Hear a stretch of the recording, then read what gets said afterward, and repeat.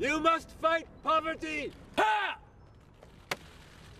A clear message from one NGO to the leaders of the world's biggest economies. They demand the G20 put development at the top of its agenda here in the South Korean capital, Seoul. This means investment in education, in healthcare. It means reform so that small farmers can actually produce and benefit from economic development. We're also suggesting that G20 leaders agree to a tax on the financial sector to make sure that the financial sector is paying for the cost of the crisis, which has hit developing countries so hard. But the talks look set to be dominated by currency disputes. One hot topic is the yuan.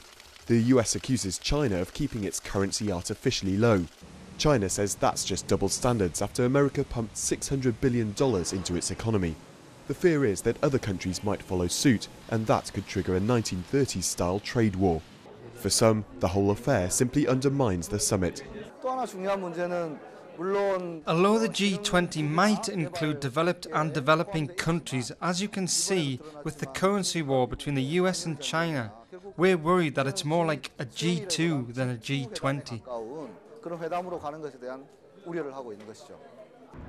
But not everyone is so downbeat about the direction the G20 seems to be taking.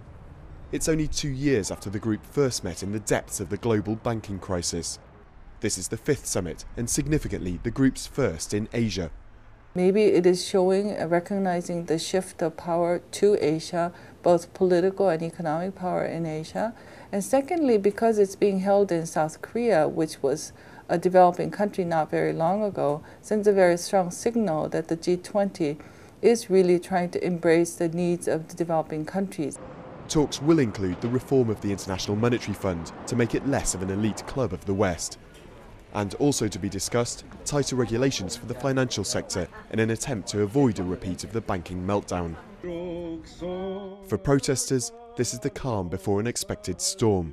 A big rally is planned for Thursday. Whether the G20 leaders will listen to their demands is another question.